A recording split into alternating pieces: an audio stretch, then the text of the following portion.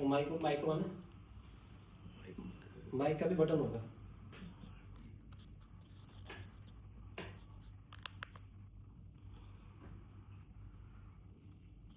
बात होती है।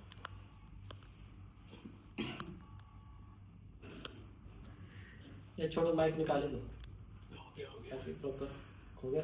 हाँ भाई, हाँ हो गया। मैं कहा था, हाँ, उसने एसईओ कराया। अब एक सिचुएशन है कि मान लीजिए एक उसकी क्या कहते सप्लीमेंट्स की वो है कंपनी, उसके अंदर एक कीवर्ड है, जो कीवर्ड सेल्स तो दे रहा है सामने वाले को, बट वो कीवर्ड गूगल रिस्ट्रिक्ट कर रहा है कि उसको यूज नहीं कर सकते क्योंकि वो कीवर्ड ऐसा है।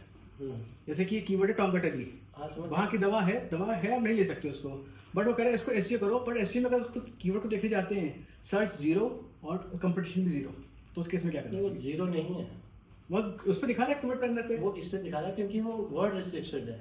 ओके। मेडिकल सर्विसेज में ऐसे बहुत सारे वर्ड्स हैं जिसको तुम सर्च करोगे गूगल उसका रिजल्ट ही नहीं देगा। आईवीएफ ट्रीटमेंट को तुम सर्च करो, तुम्हें कोई रिजल्ट नहीं देगा।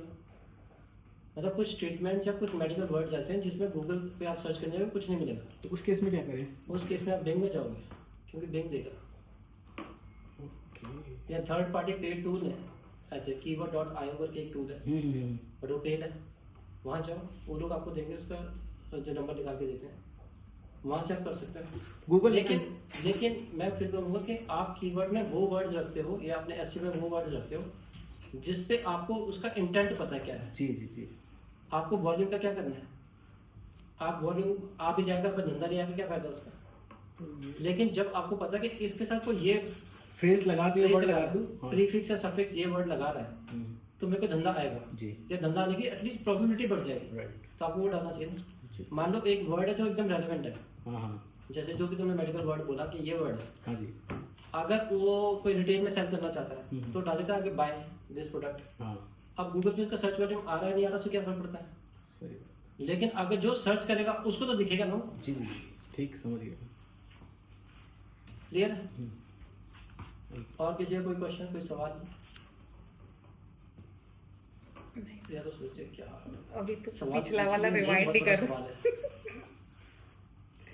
और जब तुम्हें ब्रेक का टाइम लगे, वैसे तो अभी हम 3:30 पे शुरू कर रहे हैं, एक 4:15 के करीब हम ब्रेक लेंगे 45 मिनट के बाद, 5-10 मिनट का, ताकि तुम लोग थोड़ा पानी पीने पी लो, क्योंकि मेरा स्टेमिना तो 5-5 घंटे बोलने का है, बस तुम लोग का सुनने का नहीं होगा। तो अभी हम एक बार बस रिकॉल करते हैं कि हमने पहले जो लास्ट सेशन किया था उसमें क्या क्या डिस्कशन किया था, ताकि आपका थोड़ा सा रिफ्रेश हो जाए, फिर हम इस कॉन्वर्सेशन को आगे कंटिन्यू करें। तो सबसे पहले हमने डिजिटल मार्केटिंग के जो फंडामेंटल्स हैं उसके बारे में डिस्कशन किया था, और ये एक तरह से मॉड्यूल है जो हम डिस्कस करने वाले हैं पूरी इस सेशन में। तो एक हमने ये चीज़ डिस्कस करी थी कि व्हाट योर एम्प्लॉयर वांट या क्लाइंट वांट फ्रॉम यू। ठीक है, अगर आप अपना काम कर रहे हो तो आपका क्लाइंट है, बाकी एम्प्लॉयर है तो उनकी भी एक्सपेक्टेशन सेम ही रहेगी। तो ये था फर्स्ट पॉइंट था हमारा रेवेन्यू का। तो आप लोगों ने इसको सुना था या समझा था? समझा था सर। अच्छा, तो बताओ क्या समझा था? कि रेवेन्यू अल्टीमेट गोल तो रेवेन्यू का है, और रेवेन्यू अगर आता है तो मतलब फिर क्लाइंट जो है उस पर कितना गूगल एड्स में जैसे कितना स्पेंड किया है, ये मेरा एक पर्सपेक्टिव है, कितना उसने एक महीने में कितना बजट स्पेंड किया, अगर उसको रिटर्न अच्छा है तो वो एक पॉइंट पे, तो पॉइंट की बात पे बताओ। अनु आप बताओ। सर सीधा सीधा लीड जनरेशन का है, ROI ड्रिवन लीड जनरेशन। इसका क्लाइंट और एम्प्लॉयर से क्या लेना देना है? क्लाइंट और एम्प्लॉयर से लेना देना ये है कि वो उसका जो सोल पर्पस है हमारे पास आने का, वो हमारे पास पैसा खर्च तभी करेगा जब उसे वैल्यू फॉर मनी दिखेगी, और वो तभी दिखेगी जब हम उसको उसका बिजनेस ग्रो कराएंगे। Basic perspective business. तो बताओ sir, both are correlated basically, कि अगर एम्प्लॉयर है और क्लाइंट है तो क्लाइंट तभी तक है। रेवेन्यू को बताओ सर। सर, रेवेन्यू 2x करने के लिए क्लाइंट हमारे पास आता है, बेसिकली कैसे हम रेवेन्यू को डबल करें या ट्रिपल करें, उसके अपनी स्ट्रैटेजी से, अपनी जो एबिलिटीज उससे कैसे उसको बढ़ाएं, इम्प्लीमेंट करें स्ट्रैटेजीज ताकि वो रेवेन्यू डबल हो, और नए नए आइडियाज कैसे उसको हम आगे टिकट फॉरवर्ड करें। सर बेसिकली मेन अल्टीमेट जो गोल है वो रेवेन्यू का ही होना चाहिए, कि रेवेन्यू होगा तो ये है, और उसके बाद वो दोबारा हमको सर्विस दे। देखो, जब भी आप कमर्शियली, है ना, आप चाहे जॉब कर रहे हो या क्लाइंट को पकड़ रहे हो, तो एक कमर्शियल रिलेशनशिप है ना, इमोशन तो उसमें बाद में आते हैं। मान लो आज मैं जितना मर्जी अच्छा बंदा हूँ, मैं तुम्हें पैसे ना पे करूँ, तो तुम्हारे ये मेरा अच्छापन कितने टाइम तक टिका रहेगा? तो धंधे के केस में भी सेम ऐसा ही है भाई। बिजनेस का मतलब ही ट्रांजैक्शन है ना, फाइनेंशियल ट्रांजैक्शन। अगर आपके एफर्ट से रेवेन्यू जनरेट नहीं हो रहा तो आप लायबिलिटी बन जाओगे। इन शॉर्ट में सिंपल है ना। तो अभी इसको डिजिटल मार्केटिंग छोड़ दो, ये जनरल है, ये जनरल एक्सपेक्टेशन है हर बिजनेस में। और इसको मैं क्लाइंट पर्पस से देखता हूँ कि मेरा क्लाइंट मुझे कैसे देखता है, मैं टीम को कैसे देखता हूँ। मतलब उसमें बस वर्ड्स और शब्द बदल रहे हैं, बाकी सेंस वही है कि यार मुझे रेवेन्यू आ रहा है तो मैं रेवेन्यू दे सकता हूँ। आएगा नहीं, मैं अपनी जेब को घर का बेच के कितना टाइम तक काम चला लूँगा। लोग ऐसा भी कर रहे हैं कि अपने घर को गिरवी रख के बेच के बहुत सारी चीज़ें कर रहे हैं, बट वो किस चीज़ पे ट्रस्ट कर रहे हैं? वो अपने आप पे ट्रस्ट कर रहे हैं, मॉडल पे ट्रस्ट कर रहे हैं, किस पे ट्रस्ट कर रहे हैं, वो वही बंदा बेटर बता सकता है। बट ओवरऑल ये ट्रांजेक्शन का गेम है। अगर हम, मेरा क्लाइंट मेरे से जो काम, जिस काम के लिए जुड़ रहा है वो रेवेन्यू पे जुड़ रहा है, अगर मैं उसके रेवेन्यू में कंट्रीब्यूट नहीं कर पा रहा तो वो मेरे से नहीं जुड़ेगा। या मे भी 2-3 महीने में उसका काम कर लूँगा, तीसरे महीने वो बोलेगा यार ये नहीं बात बनी। तो इस पॉइंट का बेसिकली यहाँ पे मतलब क्या है? जब भी आप काम करते हो, हम सब जब भी काम करते हैं, तो अगर आप उसको by the end of the month या by the end of the week revenue के साथ कैलकुलेट नहीं कर सकते या नहीं करते, तो सूनर लेटर वो कस्टमर जा सकता है, just a matter of time. अगर आप अपने काम को प्रोग्रेस या रेवेन्यू से ग्रो नहीं कैलकुलेट कर पा रहे या दिखा पा रहे, तो बस किस्मत है जो चल रही है गाड़ी। ठीक है, दोनों ही सेगमेंट में। इसलिए हमारे केस में हम ROI वाले डिस्कशन क्लाइंट से मंथली बेसिस पे करते हैं, हम वीकली बेसिस पे करते हैं। इसीलिए करते हैं ताकि उसको लगे भाई डिजिक्स के साथ जुड़ रहे हैं तो हमें पैसे नहीं कि जेब से पैसे लग रहे हैं, आ भी रहे हैं, तो उस पर मैं लायबिलिटी नहीं हूँ, मैं उसके लिए एक एसेट हूँ। और जब मैं किसी के लिए एसेट हूँगा तो वो मुझे क्यों बोलना चाहेगा? सेकंड आता है कि ठीक है यार, अब रेवेन्यू तो लिया, हम आगे क्या करें? सबका माइंड एक टाइम पे आके स्टक हो जाता है, तो वहाँ पे आइडिया का क्या रोल है? तुम तो सेशन में थे, अमित ने देखी है, तो देख के क्या समझा तुम लोगों ने उस समय क्या समझा? आइडिया का मेन फंडा है कब उसको दे रहे हैं टाइम। एक चीज हो गई है, वो जब पूरी हो जाए उसके बाद दोबारा उसको आइडिया, नया आइडिया दे। सर आइडिया पिचिंग का एक टाइम होता है, आइडिया पिचिंग सही टाइम पे किया जाएगा तो उसको लिए वैल्यूबल होगा, उसको लगेगा कि हाँ ये मेरे बेटर बेनिफिट के लिए है। पर गलत टाइम पे हम आइडिया पिच करेंगे तो वो उसके लिए भी कुछ बेनिफिशियल नहीं करें। अभी तो आप कुछ कर पाए नहीं और आप मेरे को आइडिया पे आइडिया दिए जा रहे हो, बेसिकली ये।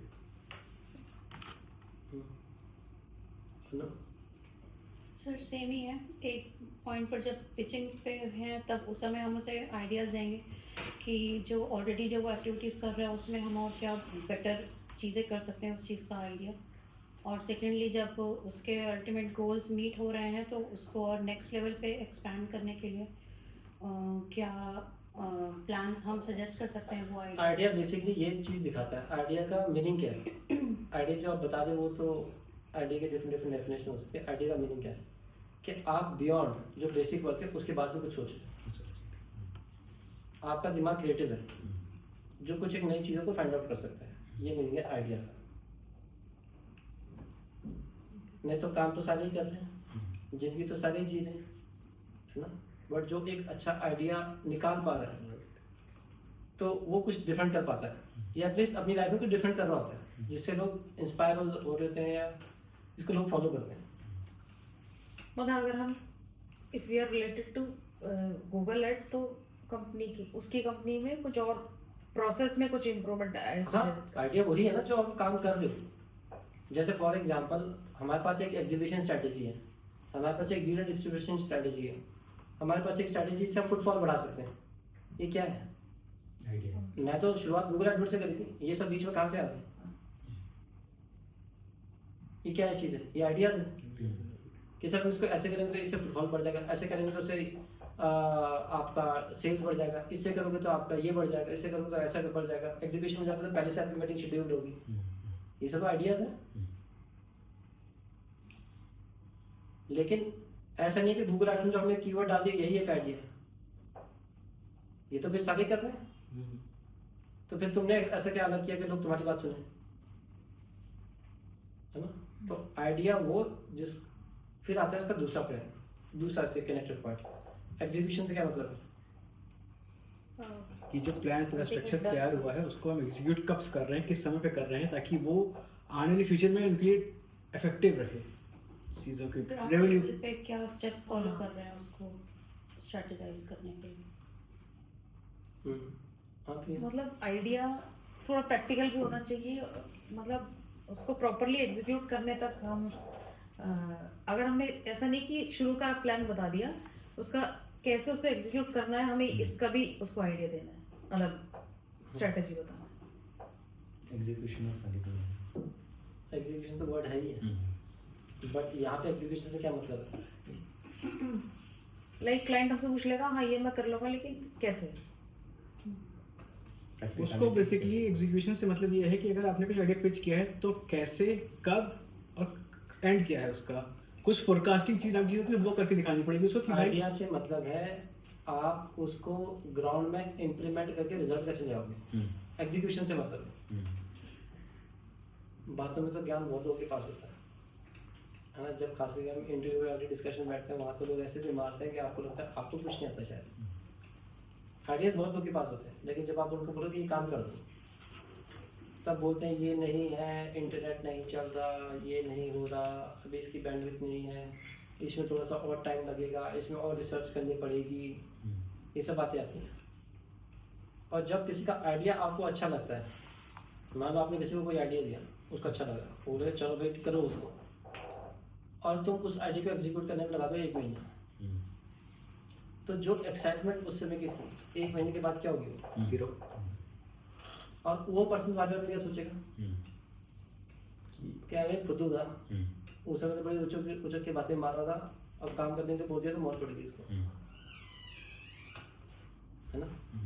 तो आइडिया और एग्जीक्यूशन टाइम में आपकी डिसरिस्पेक्ट हो जाती है।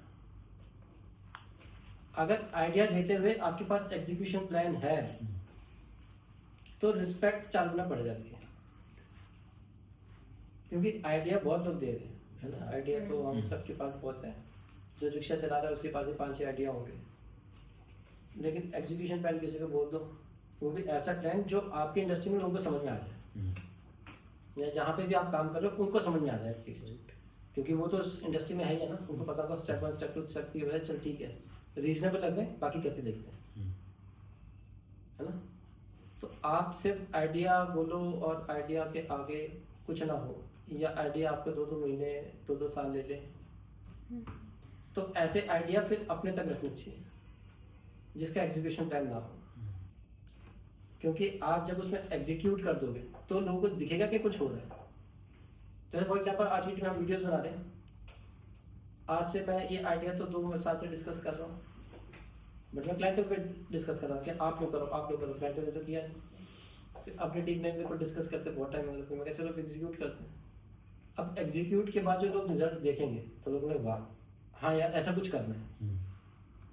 तो अगर मैं अपने क्लाइंट को एग्जीक्यूशन वाला कुछ पार्ट दिखाता हूँ, जैसे सुब्रता जी एक एग्जीक्यूशन वाले रिजल्ट से आए हैं, जो मैंने सबसे पहले एक वीडियो बनाई थी ये इन शॉर्ट वाली, इन शॉर्ट की मैंने एक वीडियो बनाई थी जो इन शॉर्ट है मेरे पास, कि हमने किसी के बिजनेस को ग्रो करने में हेल्प करी, वो मैंने फेसिंग नहीं, वो ऑटोमेटिक वाली जो एसी होती है वैसे बनाई, स्क्रिप्ट उसको मैंने दी सारी, वो मैंने सुब्रता जी को भेजी, सुब्रता जी ने कहा उन्होंने वैसे बात करी, शुरू करा था, बहुत सारे लोगों ने बोला अरे ऐसा हम आगे भी कुछ कर दो, तो वो आइडिया नहीं देखा उन्होंने एग्जीक्यूशन देखा। आइडिया तो मैं बहुत सारे देता हूँ, फिर बोलते होगा कैसे, दिखाओ जरा, कुछ किया तो दिखाओ। दिखाने से मतलब ये है कि एक लेमैन की अंडरस्टैंडिंग अलग है, मेरी अंडरस्टैंडिंग अलग है, मे भी मैं बहुत अच्छा आइडिया दे रहा हूँ बट वो होगा कैसे अगले को वो समझना है, वो भी उसकी समझ के अकॉर्डिंगली, है ना? तो वो एग्जीक्यूशन टाइम में वो चीज़ें ज़्यादा बेटर समझ में आती है।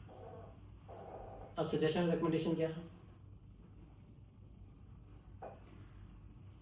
सजेशन में जैसे हम हर मीटिंग में बोलते हैं क्या? क्लाइंट को कि मतलब ये सिर्फ वर्ड्स के नाम में पूछा हूँ कि इसके पीछे का इंटेंट क्या होता है आपका और क्लाइंट का।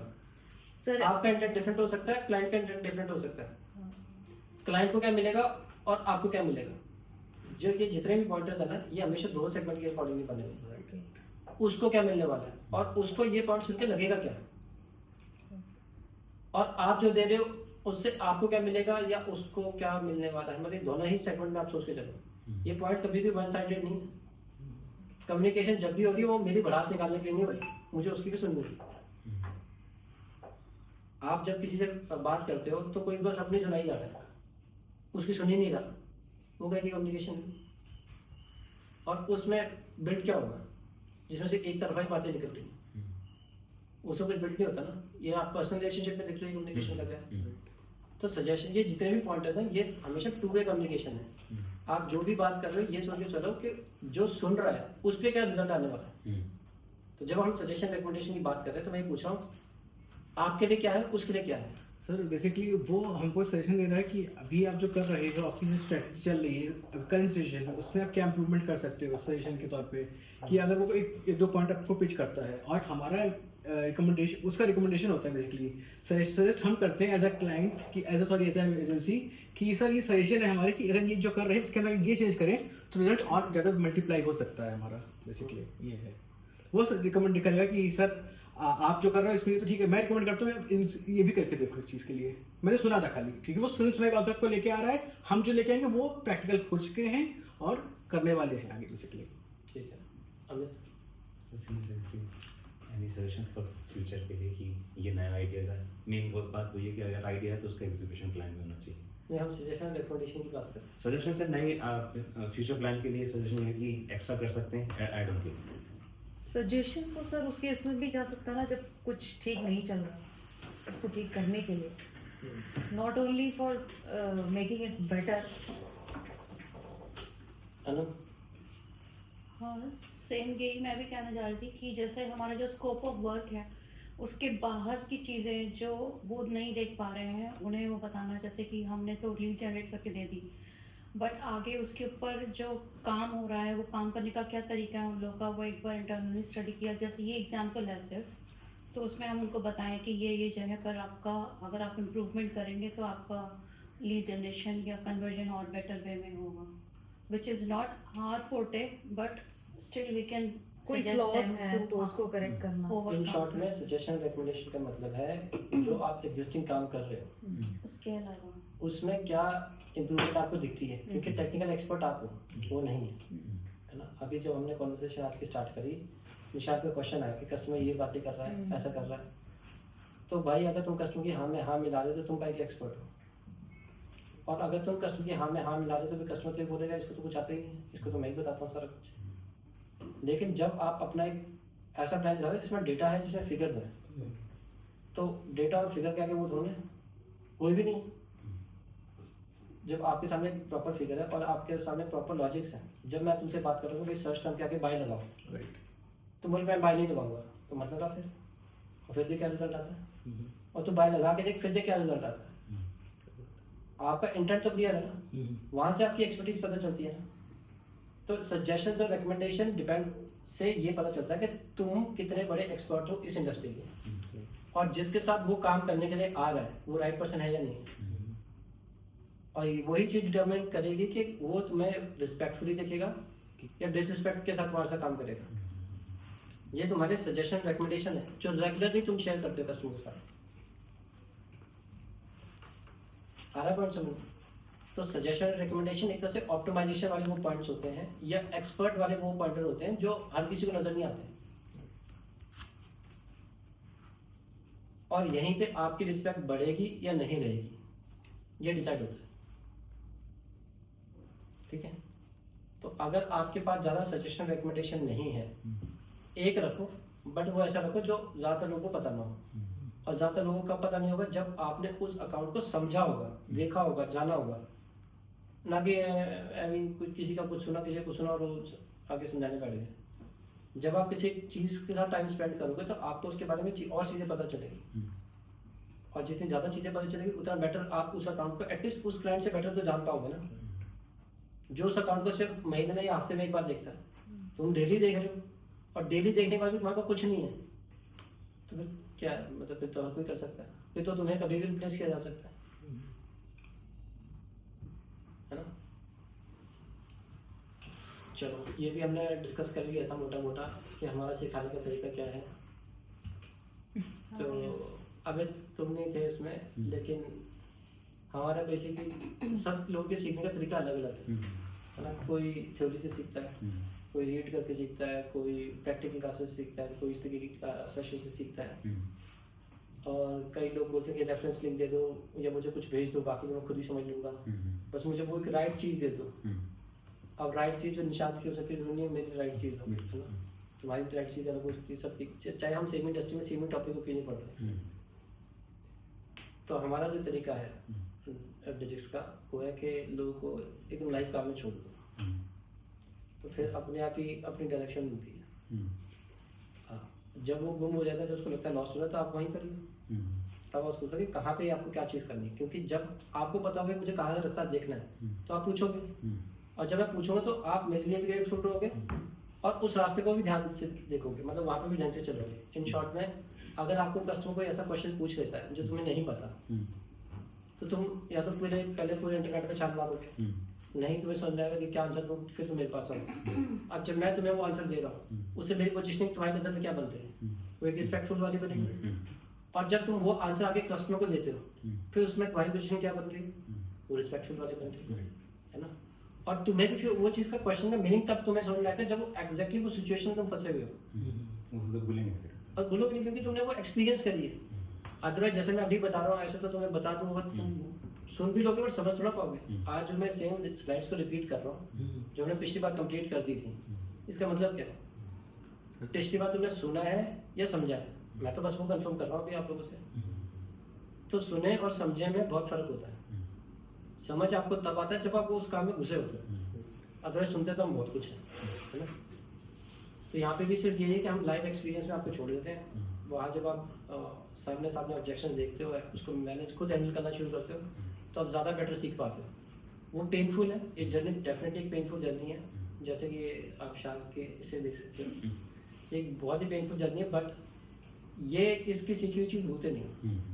जैसे जब हम साइकिल चलाते हुए गिरते हैं ना, घुटने घुटने छिलते हैं, लेकिन फिर जब साइकिल चलानी आ जाए तो आज आपने चाहे 10-10 साल से साइकिल ना चलाई, आज भी कोई आपको साइकिल देगा आप चला लोगे, क्योंकि वो आपने पढ़ी नहीं, वो समझी है कि साइकिल चलाना कैसे।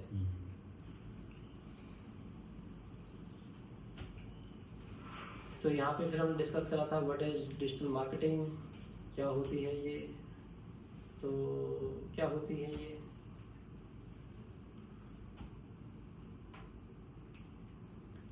आपके डिजिटल खुद की प्रॉपर्टीज क्या क्या हो सकती हैं। खुद की प्रॉपर्टीज ये है जिसको आप मैनेज कर सकते हो, जिस पे आपका 100% कंट्रोल है। और कुछ प्रॉपर्टीज ऐसी होती है जिस पे आपका कंट्रोल नहीं होता, है ना। तो ये मोटा मोटा आप मेरे सामने है।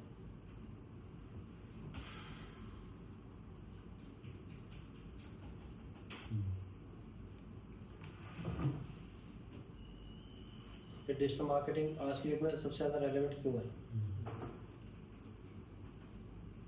तो आपके सामने सारे पत्ते खुले हुए हैं, तो सिर्फ एक एक रक्स बताओ। सर सबसे इम्पोर्टेंट तो ये समझा था कि डिजिटल मार्केटिंग में ये एडवांटेज है कि हम डिसाइड कर सकते हैं कि किसको क्या दिखाना है, मतलब वो सब फिल्टर अवेलेबल है।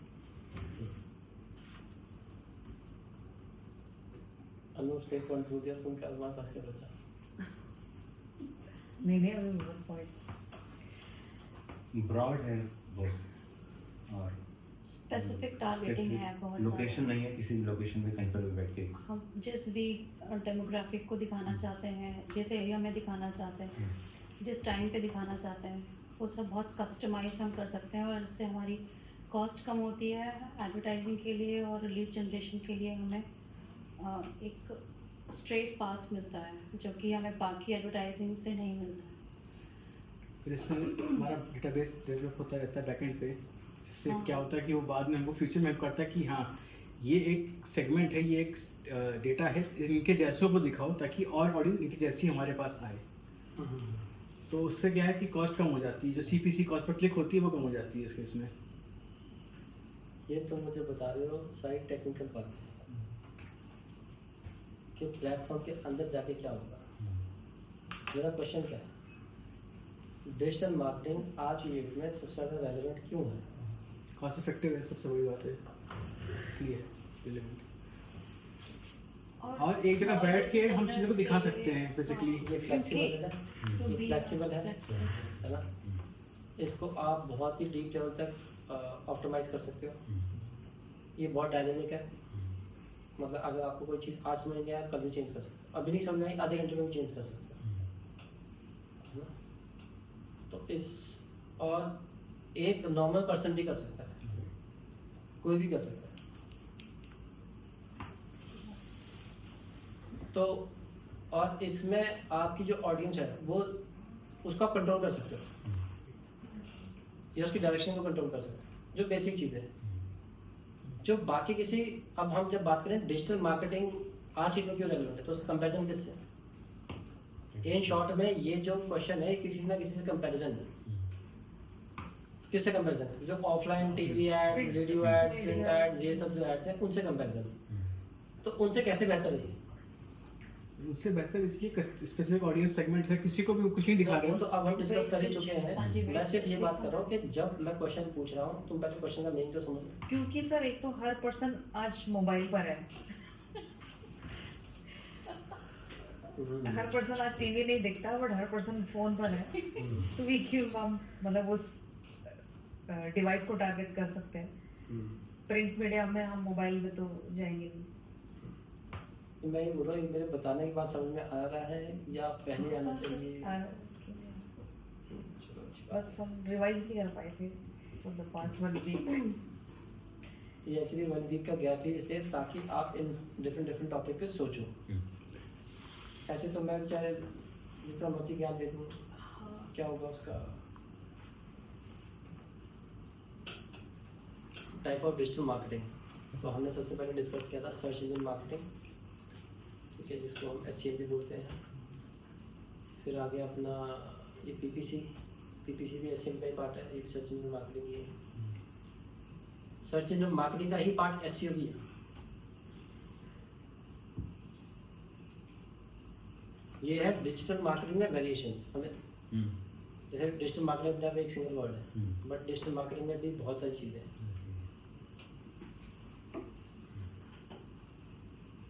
इसको हम ऐसे समझेंगे कि जब हम 5th से लेकर 10th तक के बीच में थे तब साइंस की एक बुक होती थी या सोशल स्टडीज़ की एक बुक होती थी। फिर जैसे हम 10th क्रॉस करते हैं फिर वो सोशल स्टडी की 3 बुक्स बन जाती हैं, हिस्ट्री, ज्योग्राफी और इकोनॉमिक्स अलग हो जाती है, और हिस्ट्री, ज्योग्राफी, सिविक्स अलग हो जाती है, ऐसे अलग हो जाती है। फिर जब आप उससे ग्रेजुएशन में आते हो तो ग्रेजुएशन में पता चलता है कि इकोनॉमिक्स में भी मल्टीपल वर्जन है। फिर जब ये MA वगैरह मास्टर डिग्री करने जाते हो तो इकोनॉमिक्स में भी अलग चल रहा होता है। फिर जब PhD में जाता है तो उसमें पता चलता है जो एक टाइम में शायद एक हेडिंग होती थी अब उस पर पूरी किताब लिखती है लोग या उस पर रिसर्च करनी। तो ये टॉपिक ऐसे ही घुसते जाओ तो बहुत सारे लेयर बाय लेयर। तो SEO उसमें से एक ये पार्ट है। SEO का जो तुम्हारा ऑर्गेनिक है जिसमें स्पॉन्सर्ड नहीं लिखा होता, जिस पर भी तुम्हारे साथ में काम कर रहा हूँ वो वाला।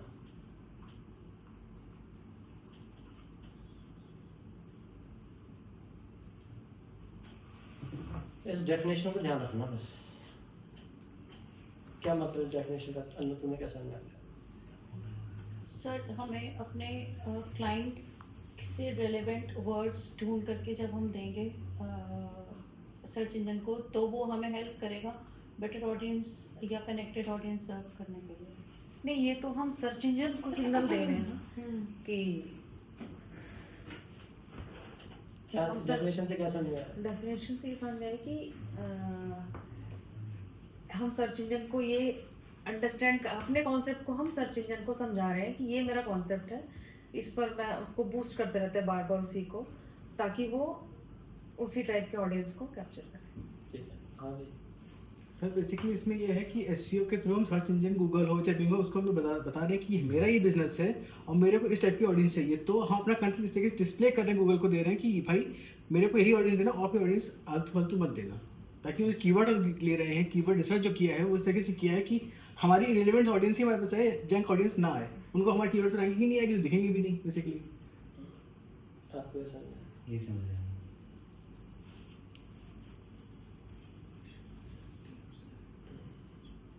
एसईओ में जब हम बात करते हैं ना, हम बात करते हैं सर्च इंजन के हिसाब से। सर्च इंजन के हिसाब से हमें चेंज करना पड़ेगा, है ना? जी। आप क्या बनाते हो, क्या करते हो, बहुत लोग करते हैं, सब लोग आगे क्या पढ़ते हैं। जिसने सर्च इंजन को समझा है वो अपने अकॉर्डिंग, अपने आप को उसके अकॉर्डिंग बदलता है, चेंज करता है।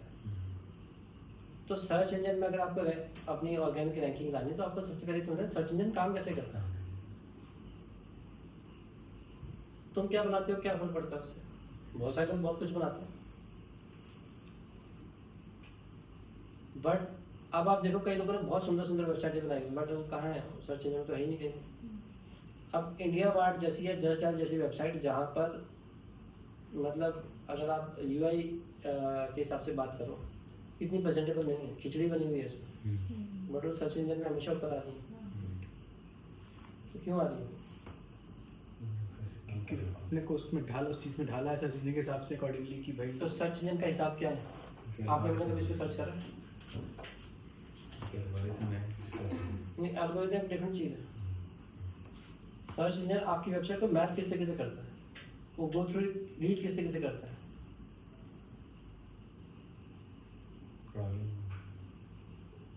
क्रॉलिंग तो वॉट करते हैं मान लो पर्टिकुलर पेज को, मतलब ऐसे क्या क्या हाइजीन वाले पॉइंट्स हैं जो उसमें होने चाहिए। इसको अगर आपने समझना है, मतलब ले में जिसको मुझे लगता है हर कोई समझ सकता है, वो है जब आप यूट्यूब में जाते हो, आप यूट्यूब के पीछे की सेटिंग्स देखते हो, गूगल ने कितने सारे टैब्स बनाए हुए हैं। आप पेड एड्स में जाते हो, जब गूगल एड्स कैंपेन बनाने जाते हो तो आप उसमें देखते हो कैंपेन बनाया हुआ है, एड ग्रुप बनाए हुए हैं, एड्स बनाए हुए हैं। फिर उस पर भी जब वो क्वालिटी स्कोर की बात कर रहा है तो क्या क्या चीज़ें बोल रहा है आपको, सीटीआर डाल देता है। सीटीआर का मतलब क्या हुआ कि भाई तेरा ऐड कितनी बार रहा है, उस पर क्लिक कितनी बार आ रहा है। तो दैट मीन्स ये उसने एक टूल जो तुम्हें बना के दिया ना, वो उसके सर्च इंजन के काम करने का तरीका है। अब इसको तुम एसईओ में कैसे लेके आओगे? जब तुम अपनी वेबसाइट डिजाइन कर रहे हो तो जो तुम्हारी वेबसाइट का टैगलाइन है, जो तुम जैसे हम पेड ऐड में उसकी ब्लू में हेडलाइन जो लिखते हैं वो है, उसके तुम डिस्क्रिप्शन क्या लिखते हो, कितनी बड़ी होनी चाहिए। जैसे तुम गूगल सर्च इंजन में जब चेक करोगे, इसी में तुम देख रहे हो अब यहाँ पे कितना स्पेस देता है, अभी 2 लाइन का स्पेस दे रहा है। तो अगर तुम्हारा वर्ड इस 2 लाइनों के अंदर खत्म हो जाता है, कहीं के लास्ट में डॉट डॉट डॉट आ जाता है, क्योंकि वो बड़े बड़े पैराग्राफ लिखे होते हैं, लेकिन जिसका 160 कैरेक्टर के अंदर आके खत्म हो गया उसको पूरा तो वो गूगल को क्या मैसेज दे रहा है? अगर आपको इन सारी बारीकियों के बारे में पता है तो आप उसको बेटर तरीके से बना पाते हो। और जब हर वो चीज़ वैसे ही बनी है जैसे गूगल के लिए इजी है, तो गूगल सबसे पहले ऑर्गेनिक रैंकिंग किसको देगा? जिसका सब कुछ परफेक्ट है। एल्गोरिथम बदलते हैं बहुत छोटे मोटे, मगर जो सर्च इंजन का जो कोर पर्पस है, जिस तरीके से बनाया, वो थोड़ा कोई बदल देगा पूरा। एल्गोरिथम बदल रहे उन सिग्नल्स पे जो हर कोई कर रहा है। हर कोई क्या कर रहा है? हर किसी कबाड़ी वेबसाइट पे अपना कंटेंट डाल जा रहा है, हर किसी कबाड़ी वर्ड्स पे अपना कंटेंट बनाया जा रहा है, हर कुछ कंटेंट बनाए जा रहे हैं जिसका कोई रेलेवेंस नहीं, कोई हेडलाइन से मैच नहीं। लोग जैसे तैसे हमारी वेबसाइट पे पहुंच जाते हैं, फिर देखते हैं ये कौन सी वेबसाइट है, हमें ये तो चाहिए, फिर वहाँ से चले जाते हैं। फिर जब गूगल देखता है कि हमारी सर्च इंजन से लोगों के पास कबाड़ी ट्रैफिक जा रहा है, तो वो देखते हैं कि कबाड़ी ट्रैफिक आ किस रीजन से है, वो 5-10 जो रीजन नजर आते हैं उसको कर देते हैं चेंज।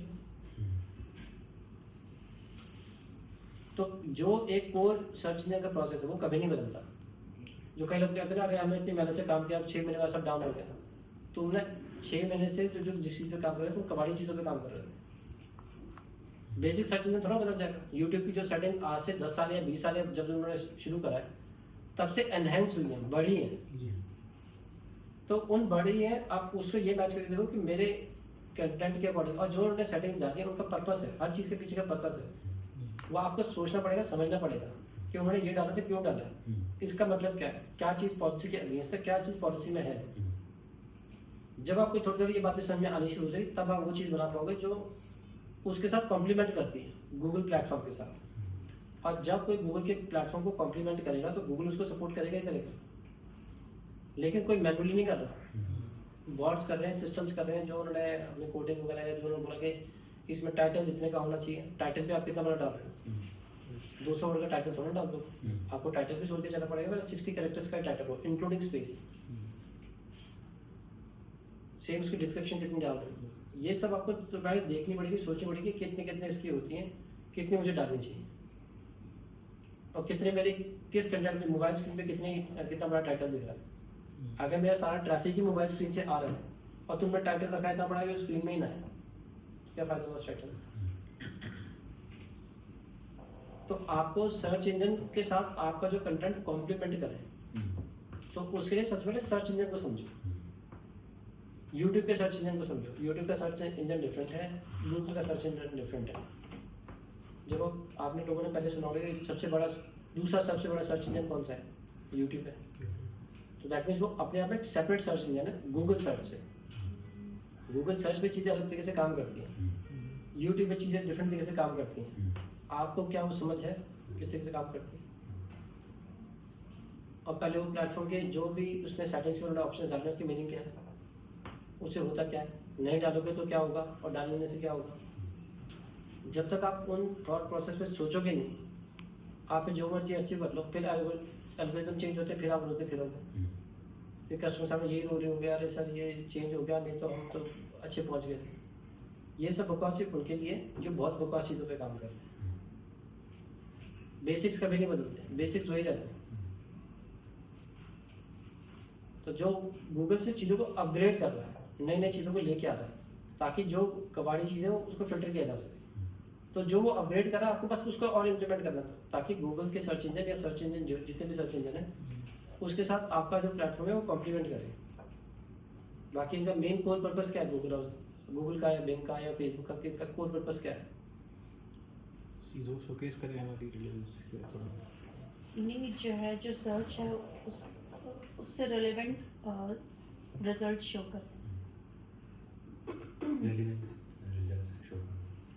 रैंकिंग को बेटर करना। सर रैंकिंग तो बेटर अपने आप होगी जब हम उसके accordingly as per the guidelines चीज़ें डालेंगे, रैंकिंग तो हो जाएगी, बट गूगल फेसबुक का ये कि जो चीज़ें कस्टमर ढूंढ रहे उसको हम शोकेस करें बेसिकली, कि भाई ये चीज़ आपसे जो आपका वर्ड है, जो भी आपने सर्च किया उससे बहुत रिलेवेंट मिलते जुलते ये चीज़ मेरे को मिली, ये मैं आपको दिखा रहा हूँ फर्स्ट पोजीशन पे। गूगल सर्च इंजन का जो कोर पर्पस है वो जो सर्च वर्ड डाला गया है जी, उसका जो इंटेंट है, इंटेंट अपने आप में बहुत बड़ा वर्ड है, उससे जुड़ा रिजल्ट उसको दिखाना, ताकि लोग बोले कि गूगल ने मुझे सही चीज सही जगह तक पहुंचाया। जिस दिन गूगल को या लोगों को लगेगा कि गूगल मुझे सही जगह तक नहीं पहुंचा रहा, लोग क्या करेंगे? कोई दूसरा सर्च देखेंगे। तो क्या गूगल इस चीज पे कोई रिस्क लेगा? तो गूगल का सिर्फ कोर पर्पस ये है कि जो आप कीवर्ड दिखा रहे हो उसके साथ इंटेंट क्या यूज कर रहे हो। जैसे मैं सिर्फ आईफोन लिख देता हूँ, तो आईफोन में सबसे ज्यादा रेलेवेंट क्या होगा? लेटेस्ट मॉडल्स में एप्पल की वेबसाइट, आपकी वेबसाइट, उससे रेलेवेंट और कुछ हो सकता है? लेकिन बाय आईफोन में क्या रेलेवेंट होगा? Amazon, फ्लिपकार्ट सबसे पूरा जाएगा। इंटेंट डिफरेंट है ना। आप क्या इंटेंट आगे डाल रहे हो वो चीज़ मैटर करेगी, और गूगल को लगना चाहिए कि ये इंटेंट है, मतलब गूगल को तो पता ही है कि उसका इंटेंट क्या है, क्योंकि गूगल को तो बिलियंस ऑफ सर्चेस हो रही हैं, बट क्या वो आपको पता है? क्या आप सिर्फ कीवर्ड पे काम कर रहे हो? और आपने चलो इंटेंट समझ भी लिया, तो क्या इंटेंट के अकॉर्डिंग अपना कंटेंट बनाया? क्या उसका टाइटल बनाया? क्या उसकी डिस्क्रिप्शन बनाई? और डिस्क्रिप्शन बनाने के बाद जिसने देखा वो कंटेंट, क्या उसको भी वो चीज समझ में आई? क्या आप जैसे तैसे वहां तक तो ले आए, लोगों ने देख भी लिया बट आगे कुछ नहीं किया। जैसे YouTube के केस में ऐसा है कि जब लोग आपकी वीडियो देख रहे हैं वो हाफ में छोड़ देते हैं, तो क्या गूगल की बात पता नहीं चलती, क्या यूट्यूब की बात पता नहीं चलती कि लोग हाफ में क्यों छोड़ रहे हैं? आपको मैनुअल ऑडिट के लिए तो जान ही था, बट गूगल के बॉट्स जानते हैं कि लोगों ने हाफ में क्यों छोड़ा है, इसका कंटेंट एंगेजिंग नहीं था, तो क्या तुम्हारी वीडियो को रेकमेंड करेगा? डाउन रैंक कर देना। तो आपको ये चीज़ समझनी पड़ेगी कि आप जब वो कंटेंट बना रहे हो तो आप इन सब चीज़ों को पहले समझो, और फिर जब कंटेंट बनता है फिर उसके हिसाब से सोचो कि अगर मेरा ये कंटेंट लूज हो रहा है तो क्यों लूज हो रहा है, क्या ऐसा होगा जो यहाँ पे लोगों को समझ नहीं आया होगा। जिस दिन आपको ये चीज़ समझ में आनी शुरू होगी तो ऑटोमेटिकली आपका जो कंटेंट है वो अच्छा बनना शुरू हो जाएगा। अच्छा है ही क्या जो मतलब गूगल को समझ में आता है, और गूगल को क्या समझ में आ रहा है जो एकदम रेलेवेंट है, जो उसके बायर्स को समझ में आता है। गूगल के बायर्स से हम सब जो भी जितने यूजर्स उसको यूज़ कर रहे हैं, क्योंकि गूगल हमेशा एग्जैक्ट वही रिजल्ट दिखा रहा है जो मुझे चाहिए। अब उसके पीछे जो गूगल ने जितना दिमाग लगाया है, जितनी टेक्नोलॉजी लगाई है, सारी कुछ इसी के पीछे लगाई है। अब आपको क्या वो चीज़ समझ में आई है? जिस दिन वो समझ में आएगी तो आपका जो कंटेंट है वो ऑर्गेनिकली रैंक करना शुरू कर जाएगा। ये होता है ट्रिक्स हो गए जो टेक्निकली आप अपनी एक्सपर्टीज दिखाते हो। एसईओ एक ट्रिक है। हम उसके जो यूट्यूब चैनल पे जाके या वेबसाइट पे जाके जो ऑन पेज ऑप्टिमाइजेशन कर रहे हैं, ये एक ट्रिक है। राइट। और ये सारी ट्रिक आपको क्लिक्स दिला सकती है, मे बी आपको थोड़ा बहुत व्यू दिला देगी, बट लोग उसके बाद आपका प्रोडक्ट बाय करेंगे नहीं करेंगे वो डिपेंड करेगा जो लास्ट का जो पीस है, सबसे लास्ट जो चीज़ है, आपका जो मेन कंटेंट है वो कितना प्रेजेंटेबल है। एक्शन उस पर फाइनली क्या होगा वो लास्ट में पता चलेगा। और एक्शन को भी गूगल नोटिस कर रहा है। आपके एनालिटिक्स कोड डले हैं, 1000 से कोड डले हैं, तो गूगल को पता चल जाता है कि एक्शन कोई ले रहा है। जिसमें एक्शन ले रहा होता है तो गूगल को पता होता है ये एग्जैक्टली वही चीज़ कर रहा है जो ये बोल रहा है, या जिसके पर्पज से लोग इसके पास आ रहे हैं। तो मुझे तो इसी को बूस्ट करना चाहिए क्योंकि ये एकदम रेलेवेंट रिजल्ट दे रहा है, तो गूगल वो ऑटोमेटिकली देता है। उसका चाहे परसेंटेज रेशो में भी आपको जल्दी आइडेंटिफाई ना हो, बट गूगल को हर चीज़ आइडेंटिफाई होगी कि 1 लाख यूज़र आ रहे हैं, 1 लाख यूज़र में से मतलब अगर 50,000 या 40,000 लोगों को एकदम रेलेवेंट लग रहा है तो इस पेज में दाम है। ठीक है, ये local SEO, national SEO, franchisee SEO, e commerce, white label और एसईओ बाय लोकेशन, ये अभी आ गया कि क्या कैसे काम करता है।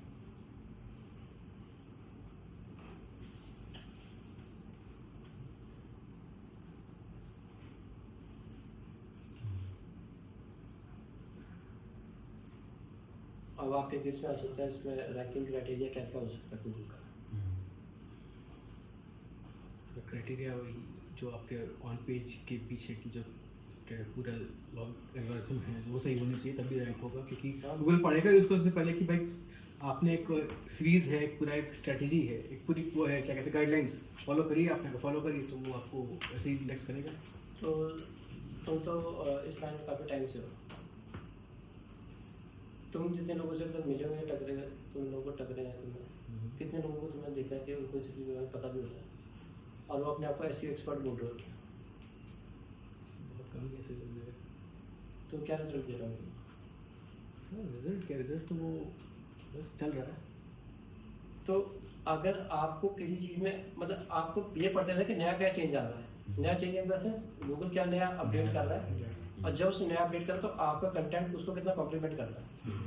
एक्चुअल तो जो मेन कोर कंटेंट है वो तो जैसे फॉर एग्जांपल वीडियो की केस में बात करूँ, जो वीडियो हमारा है वो मैटर करता है, लेकिन कुछ ऐसे चेंजेस आते हैं कि शायद हमें थोड़ा सा टाइटल ट्वीट करना पड़ जाए या डिस्क्रिप्शन थोड़ी सी ट्वीट करनी पड़ जाए, या अगर अच्छा कंटेंट है वो तो गूगल को पता ही है, तो उसकी जितनी मर्जी अपडेट आती रहे उससे कोई खास फर्क नहीं पड़ता, लेकिन सेटिंग्स का कुछ फर्क पड़ जाता है। जैसे एक टाइम पर था जब शॉर्ट्स नहीं थे, लेकिन फिर जब शॉर्ट्स पॉपुलर हुए फिर तो अगर आपका लॉन्ग कंटेंट शॉर्ट्स में आ गया तो वो ज़्यादा बूस्ट करेगा आपको, क्योंकि नया प्लेटफॉर्म है तो या नई चीज़ गूगल ने लॉन्च करी है तो भाई उसको वहाँ पे कुछ कंटेंट तो दिखाना पड़ेगा ना। क्या चीज़? हाँ जी। चाय शायद पीनी है आपको? नहीं। नहीं, वो डोर बाहर क्लोज कर दो, एसी चल रहा है ना, डोर खुला हुआ है, ठीक है।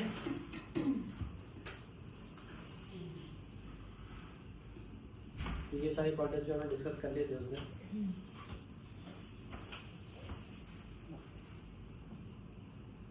तो हमारी करारी वहाँ पे ख़त्म हुई थी वेबसाइट प्लानिंग पे।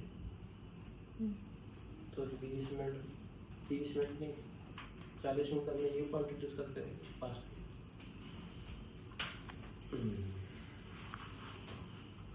लेकिन चलो मेरा जो गोल है वो कंप्लीट कराना नहीं है, मेरा गोल है अंडरस्टैंड करवाना, कि आप लोगों को चीज़ें अंडरस्टैंड होगी तो आप आगे के बाद उसमें रिजल्ट निकाल लोगे। लेकिन सिर्फ मैं निपटा दूंगा तो फिर कुछ पॉइंट नहीं होगा ना, मेरे को उसका सेंस फील आएगा कि बिल्कुल पॉइंट किया नहीं। तो बेसिकली वेबसाइट होती क्या है, क्या होती है वेबसाइट? एक ऑनलाइन दुकान है जिसमें हम अपने प्रोडक्ट शोकेस करते हैं या सर्विसेज शोकेस करते हैं। भैया सेम चीज़, कुछ नए। सर एक ऑनलाइन प्लेटफॉर्म है जहाँ पे हम अपनी सोच को ग्राफिक्स के थ्रू या प्रोडक्ट के थ्रू रिप्रेजेंट कर रहे हैं बेसिकली, कि मेरी सोच ये थी, मैं इस सोच के साथ इस वेबसाइट को लॉन्च कर रहा हूँ, आगे तो फिर जो होगा वेब पेजेस से अपने बिजनेस को देखने जाएंगे। लोग आपको ढूंढ सकें, लोग आपकी सर्विसेज को ढूंढ सकें, उसकी एक ऑनलाइन शॉप है।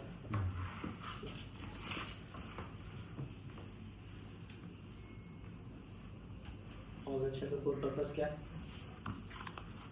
सर इनकम जनरेट, विजिबिलिटी बढ़े, इंक्वायरीज आए। इंफॉर्मेशन, मतलब जो कुछ तो Depend on इंफॉर्मेशन के लिए होती है। कल्चर ऑफ वेबसाइट, इंफॉर्मेशन है, बिजनेस है, ई-कॉमर्स है,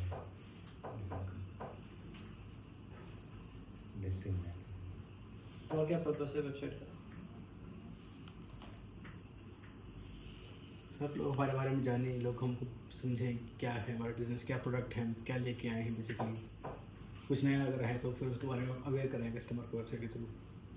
वेबसाइट का एक ही पर्पस है जहाँ से मैं डिस्कशन शुरू की थी, रेवेन्यू, धंधा। अपने शॉप के लिए कोई नहीं बनवा रहा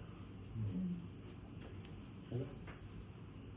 वेबसाइट बनाने का तो खर्चा ही है, लेकिन पर्पस क्या है कि मेरे को धंधा आएगा, उम्मीद है या होप है या एक्सपेक्टेशन है। आप शॉप लगाते हो किस लिए लगाते हो? फील गुड के लिए। नहीं। तो जब हमारा पहला पॉइंट ये है कि हमने ये हमारी ऑनलाइन शॉप है जहाँ हमारी प्रेजेंस है, तो शॉप का एक लिए लगाइए, ऐसे। ऐसे ही लगाइए, बाकी सब बातें छोड़ो।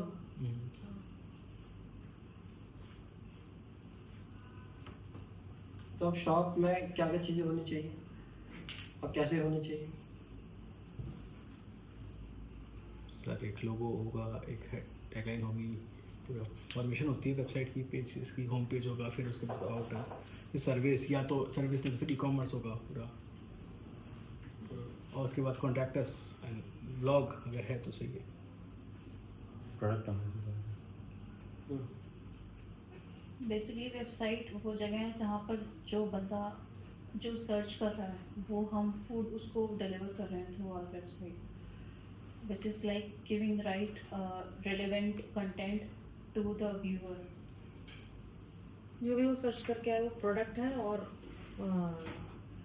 वो प्रोडक्ट हमारे लिए किस तरह से यूज़फुल है वो इंफॉर्मेशन है, और उसकी कैटेगरी वाइज।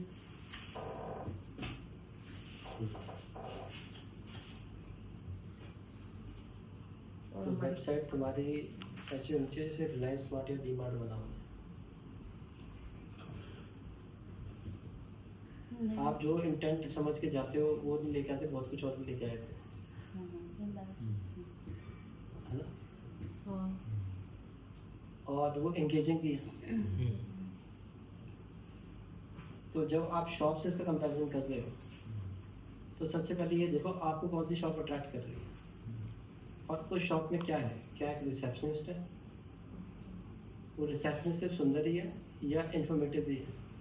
जब मैं उससे बात करता हूँ तो क्या वो मुझे मेरे जो साइकोलॉजिकल या इमोशनल या जो मेरी नीड्स हैं, जो मैं पूछना चाहता हूँ, क्या वो उसके आंसर कर रही है सोफिस्टिकेटेड वे में या रूड वे में।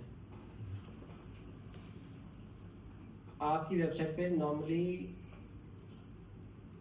4 तरीके के लोग आते हैं या 3 तरीके के मैक्सिमम लोग आते हैं।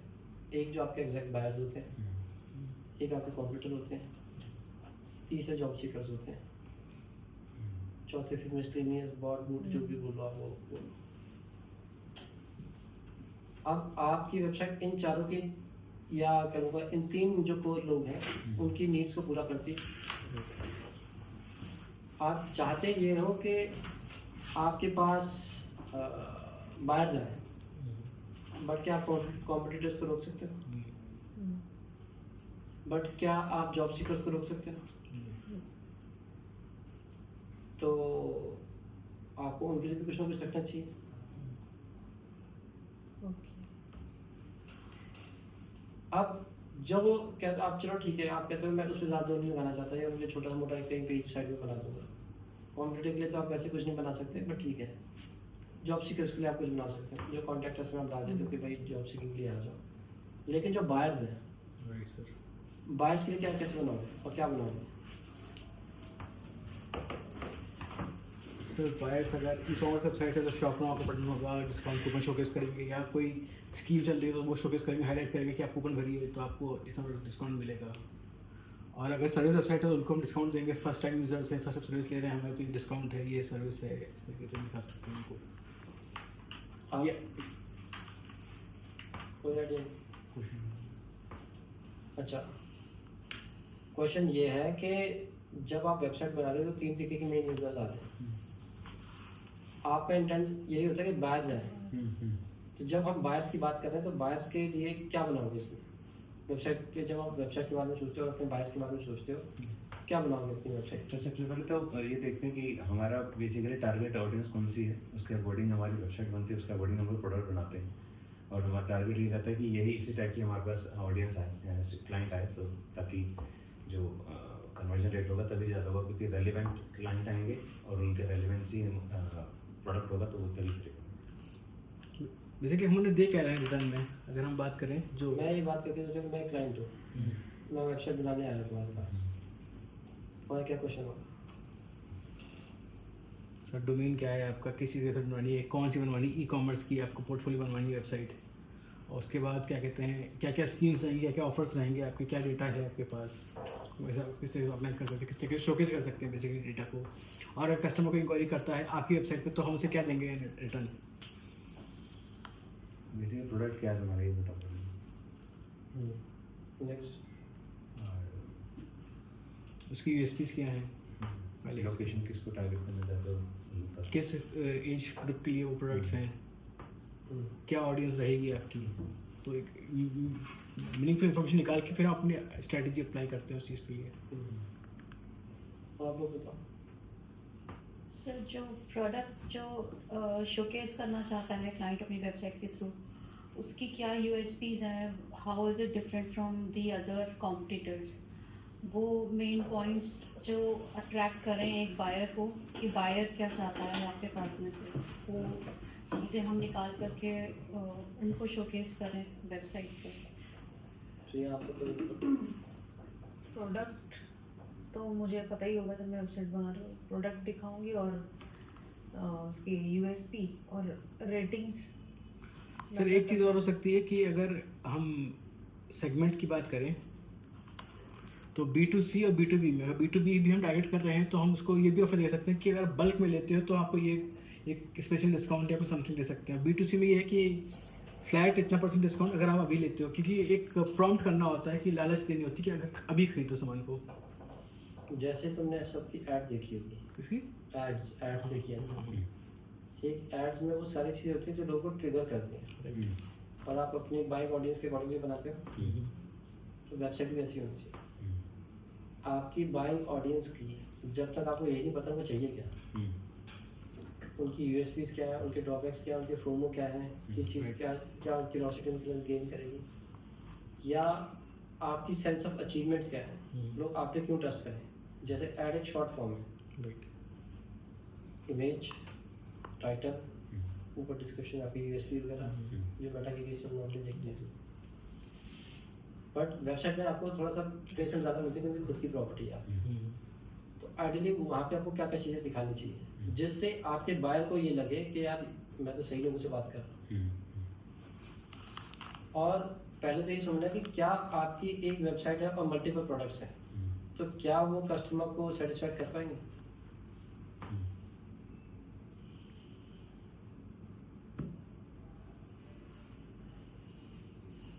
हर जगह आपका होम पेज रेलेवेंट नहीं है। प्रोडक्ट पेज पर होगा ना उसके इसमें। जब हम स्पेशली जब हम B2B के केस में बात कर रहे हैं तो B2B के केस में अगर आप 10 टाइप के डिफरेंट प्रोडक्ट्स में डील करते हो तो 10 के डिफरेंट लैंडिंग पेजेस बनते हैं। सर और वो कस्टमर को ज़्यादा मीनिंगफुल लगते हैं। सर बट तो वो तो लैंडिंग पेज बनेंगे एड्स के केसेस में ना। क्यों? Website- इसके भी नहीं बनेंगे। Website के केस में नहीं इसमें बनेंगे। पेजेस बनेंगे, अलग अलग पेजेस अलग अलग प्रोडक्ट्स के, और उनसे रिलेटेड जब हम एसईओ करेंगे तो उनके अलग अलग मेटा टाइटल और डिस्क्रिप्शंस डालेंगे, जिससे कि नहीं, bye the end of the day her product का आप सेपरेट पेज बनाओगे। हाँ जी हाँ जी। वेबसाइट एक जब बनेगी जब उसमें। आप उसका प्रोडक्ट पेज अलग बना रहे हो तो उसको लैंडिंग पेज का एक फॉर्मेट है, एक साइंस है। हाँ जी हाँ जी। उस फॉर्मेट में क्यों नहीं बना रहे? हाँ डेडिकेटेड टू दैट प्रोडक्ट। आपको कंटेंट रिच भरने के चक्कर में आप वो क्यों इनजस्टिस कर रहे हो उस ऑडियंस के साथ जिसको तुम्हारा कंटेंट नहीं रीड करना,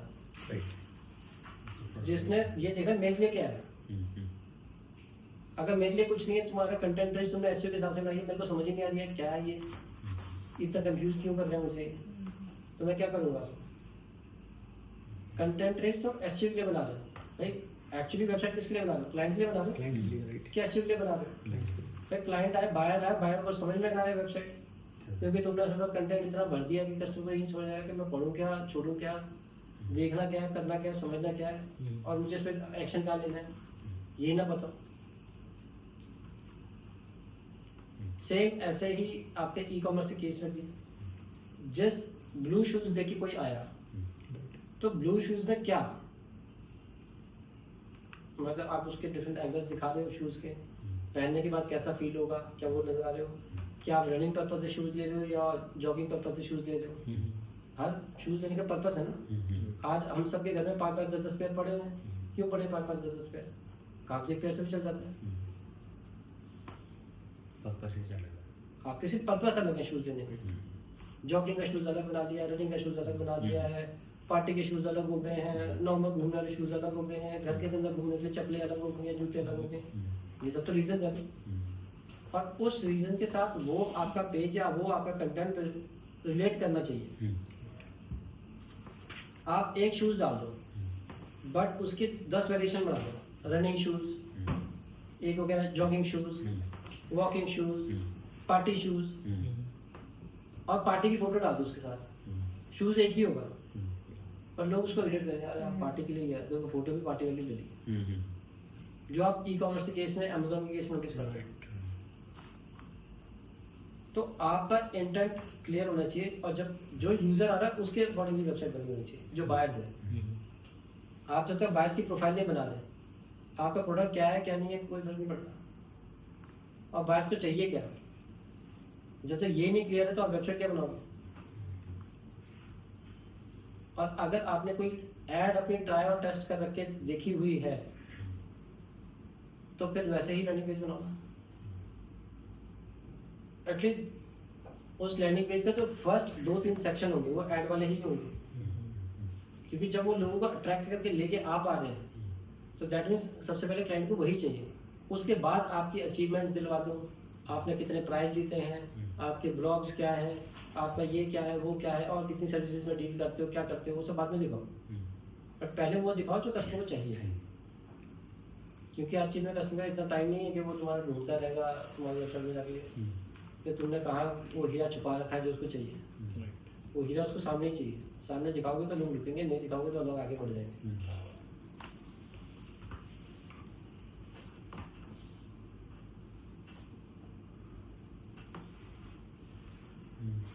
अब वेबसाइट को क्राफ्ट करना पड़ता है एज पर योर ऑडियंस, या एज पर योर ऑडियंस के बजाय इसको हम बायस बोल सकते हैं। साथ साथ भी कनेक्ट कर दो।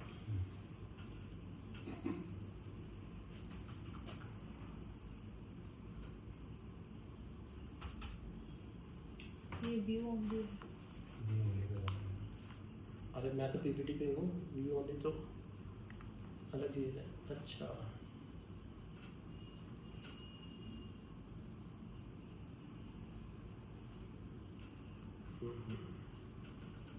चलो कोई नहीं, इसको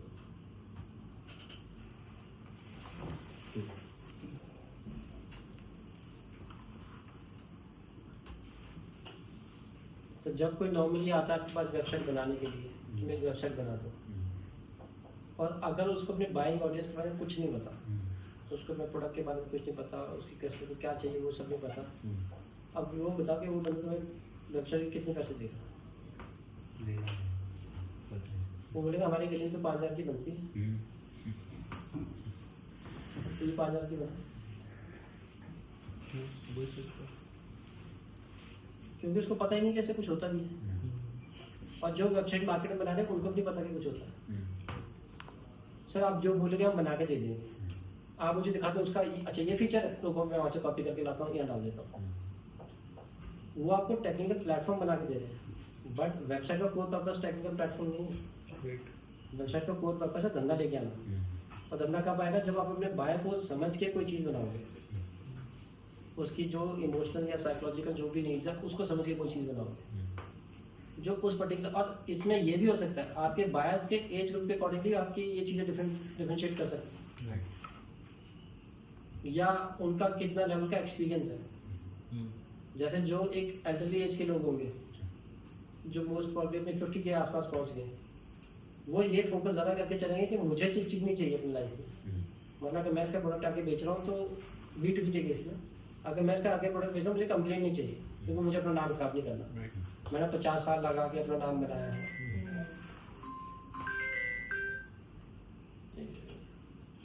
हाँ जी सर।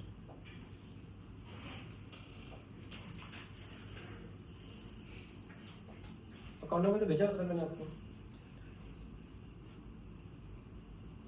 फ़ोन नंबर तो सर मेरा यही डाल दो जो इस नंबर जिस पे कॉल कर रहे हो आप।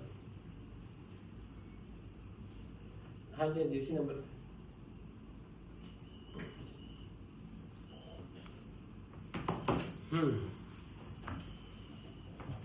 और जब आप इस तरीके की कोई चीज़ बनाओगे जो बिजनेस जनरेट करे या जो पैसा जनरेट करे आपके लिए, तो वो चीज़ 5,000 रुपये नहीं बनती, क्योंकि उसमें मार्केटिंग एक्सपर्ट का अपने टाइम एनर्जी लगता है।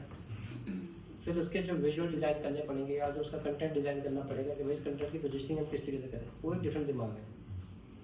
और फिर हम वेब डेवलपर के पास जाकर बोलते भाई मुझे ऐसा कुछ बना के देना है, इस कंटेंट की पोजिशनिंग यहाँ पे होगी, इसकी पोजिशनिंग यहाँ पे होगी, और वो आप बायर को समझते हुए ही चीज़ें बनाओगे।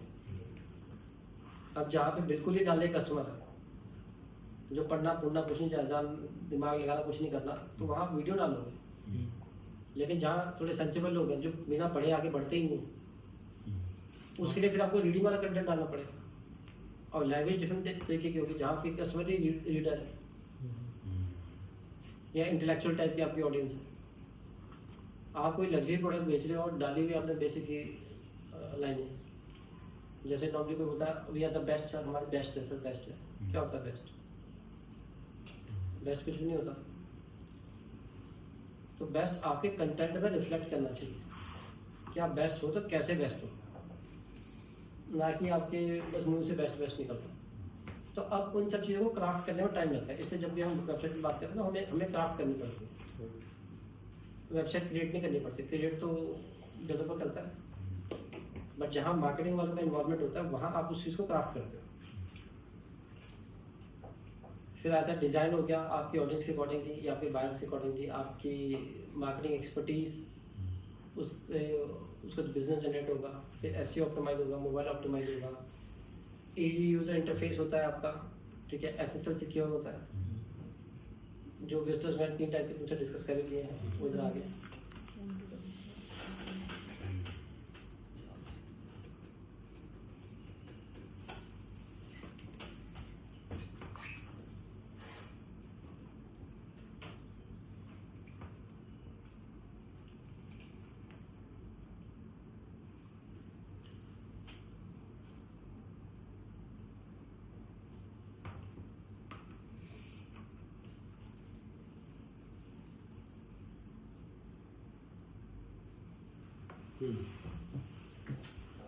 ये सोशल मीडिया स्टार्ट्स हैं लास्ट ईयर के।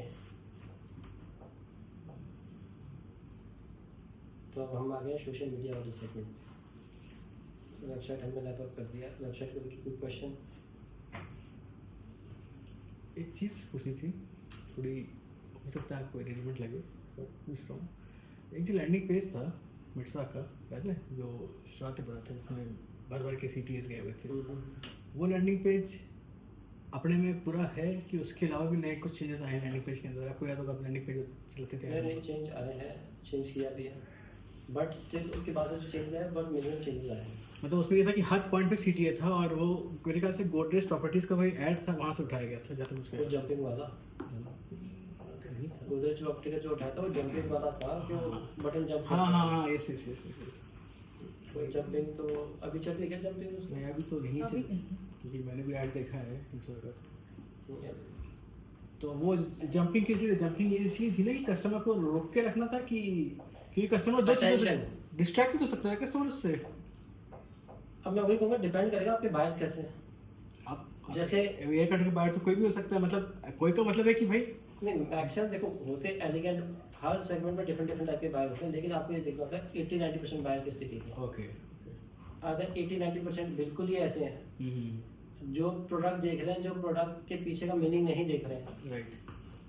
तो फिर आपकी सिर्फ गेम प्राइस वॉर में ही अटकी हुई है, प्राइस कॉन्टेस्ट देख रहे हैं। लेकिन जो बियॉन्ड प्रोडक्ट्स देखते हैं, और बियॉन्ड प्रोडक्ट वो देख पाता है जो प्रोडक्ट को एक्सपीरियंस कर चुका है, तो वो फिर बात डिफरेंट तरीके से कर पाता है, क्योंकि उसकी ऑडियंस प्राइस वाली है ही नहीं। उसकी ऑडियंस वो है जो उससे बेटर आउटपुट लेना चाहती है। जैसे फॉर एग्जांपल सैमसंग के फ़ोन भी है, आईफोन भी है, और MI के फ़ोन भी है, बहुत डिफरेंट डिफरेंट टाइप के फ़ोन है। राइट। तो जो सैमसंग का बायर होगा वो MI का फ़ोन या ओप्पो का फ़ोन लेने में कितना इंटरेस्टेड होगा? 20-30% रीज़न है ना उसके लिए, चाहे वो सैमसंग के लिए 5-10 हज़ार रुपये एक्स्ट्रा देता होगा, बट उसका ट्रस्ट बना हुआ है, यार मुझे सर्विस अच्छी मिलती है, मुझे ये कोई प्रॉब्लम आएगी टेक केयर कर लेंगे, ये कर लेंगे, वो कर यूजर लेंगे। फ्रेंडली होता है, वो यूज टू हो चुका होता है उसके लिए ये। उसको स्क्रीन का टच और फील अलग नजर आता है बाकी कंपेरेटिवली। तो ये एक वो होता है कि जहाँ भी लोग एक्स्ट्रा पे करने के लिए रेडी हैं, बट सैमसंग वाला कम्पीट करने बैठ जाए MI वालों से, तो वो अपना प्रोडक्ट भी बर्बाद कर देगा और कुछ नया भी नहीं कर रहा होगा, है ना। तो चाइनीज कंपनी बहुत कुछ कर सकती हैं, बट जो एक रेपुटेटेड ब्रांड है वो हर कुछ नहीं कर सकते। उनको चाहे उनकी ऑडियंस कम है, वो सेटिस्फाइड है। तो आपको ये समझना पड़ेगा कि मेरे को हर किसी को पकड़ना है ये किसी से या किसी सेगमेंट को पकड़ना है। अगर आप हर किसी को पकड़ना चाहते हो तो फिर एंड अप कुछ और ही होता है, या फिर आप अपनी कैटेगरी को मल्टीप्लाई कर देते हो। जैसे टाटा ने किया हुआ, टाटा की तनिष्क लिया जो प्रीमियम ज्वेलरी में चले जाता है, फिर ब्लू स्टोन है, फिर एक और आई थिंक बीच का जीवा करके भी उनका ब्रांड है जो अल्ट्रा प्रीमियम वाले में आता है। तो ऐसे ही उन्होंने ज्वेलरी के मल्टीपल सेगमेंट बना दिए है, पेरेंट कंपनी टाटा की, लेकिन जो जीवा का कस्टमर होगा वो तनिष्क में या ब्लू स्टोन में जाएगा। तो ब्लू स्टोन में कौन लोग जाएंगे? जो मिडिल क्लास है या जिनको लगता है कि ठीक है। इसलिए जो ब्लू स्टोन के जो स्टोर्स हैं वो आपको एक सिटी में भी, जैसे दिल्ली NCR में आपको 5-10 मिल जाएंगे, लेकिन जीवा का स्टोर आपको 5-10 मिल जाएंगे, वो है ही प्रीमियम लेवल का। ऑडियंस उसका वो दिल्ली में एक जगह मतलब काफ़ी है, क्योंकि जब उसकी ऑडियंस ज्वेलरी बाय करने आ रही है तो शायद वो 1 या 2 करोड़ की ज्वेलरी बाय करें, कोई बड़ी बात नहीं। तो दोनों आपको थोड़ा सा समझना पड़ेगा कि ऑडियंस अकॉर्डिंग या तो अपने सेगमेंटेशन अलग अलग कर दो, लेकिन ज़्यादातर बिजनेस इस लेवल पे सोचते ही नहीं। वो सोचते हैं सभी को एक ही में चलाऊंगा, एक ही में दिखाऊंगा, तो वो नहीं होता। आप कर लो, लेकिन वो कहीं ना कहीं लॉन्ग टर्म या शॉर्ट टर्म में आपकी ब्रांड रेपुटेशन भी गिरा देता है, और आप प्राइस वॉर में ही फंसे रह जाते हो। तो ये बेसिकली सोशल मीडिया के स्टार्ट्स हैं, और ये हम क्यों देख रहे हैं? क्योंकि सोशल मीडिया में हमें किस तरीके से क्या फोकस करना है, क्या मेहनत करनी है, क्या नहीं करनी, उसके हिसाब से रिगार्डलेस ऑफ देयर एज। एक ये इंडिया के निकाले, ग्लोबली निकाले।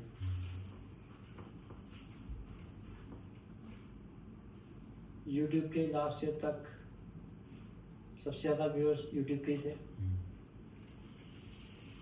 और इस साल का भी निकाल के देखा जा सकता है ऐसे डेटा।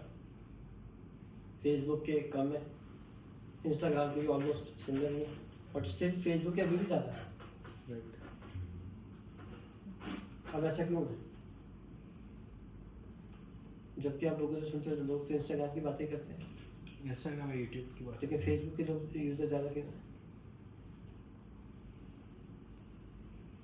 क्लोज है या उनका ऑलमोस्ट क्लोज ही है। एड्स की चलते कि जो एड्स के लिए एक्चुअली जो 40+ वाली जनता है वो सारी फेसबुक पे ही है। और फेसबुक पे क्यों है? क्योंकि उनको उससे रिलेवेंट कंटेंट मिल जाता है, क्योंकि वो बहुत ही ऐसे ऐसे वेग कंटेंट भी आ जाते हैं उस पर। इंस्टाग्राम पर सारी चीज़ें ट्रेंडिंग वाली चलती हैं, नहीं है 40+ वालों के लिए एज। एक्चुअली इंस्टाग्राम बना है फोटोज़ के हिसाब से। राइट। अब जो 40+ वाला उसको ज़्यादा फोटो का शौक नहीं होता, खासकर मेल्स को तो नहीं होता। तो क्या करेगा इंस्टाग्राम, ना उसको दूसरी प्रोफाइल में चेकआउट करने का कुछ इंटरेस्ट है। लेकिन जो यंग जनरेशन है वो यही काम है, दूसरी भी क्या कर रहे हैं वो देखना है, उनको फ़ोटो ही देखनी और फ़ोटो ही पोस्ट करनी है। और जो एक डिफरेंट ऑडियंस है उनको अपने विचार भी रखते हैं, हाँ। कि बंदों को देखना है, उनको अपने लिखने का भी आता है वो जोश, जी जी। कमेंट करने का भी बहुत जोश आता है। और फेसबुक थोड़ा उस हिसाब का प्लेटफॉर्म बना हुआ है कि जहाँ एक जिसको ज़्यादा टेक्निकल नहीं पता बट वो भी अपने विचारों को रख सकता है, बातचीत कर सकता है, बिना फोटो के भी जी सकता है। बट इंस्टाग्राम बिना फोटो के जीने वाला प्लेटफॉर्म नहीं है। आप दूसरों की फोटो कितने टाइम तक लाइक कर लो, आप खुद की नहीं डालते हो। और खुद की भी ज़्यादातर लोग तब डालते हैं कि दूसरे मेरी फोटो को लाइक करें। जो लाइक नहीं करता ज़्यादातर लोग उसको हटा देते हैं, हटाए लाइक तो करता नहीं फिर वो। ये तुम लोगों ने ये ऑब्जर्व करी ये चीज़ें? नहीं, नहीं, मैंने तो नहीं करी। आपने यूज़ कितना करा है? लीस्ट। इसलिए आपने ऑब्जर्व नहीं करा। हाँ। आप ऑब्जर्व उस प्लेटफॉर्म पर करो जो आप यूज़ कर रहे हैं। हम्म। ब्रेक तो नहीं चाहिए आप लोग को? पानी की बॉटल लानी। हाँ, पानी। पॉज करना।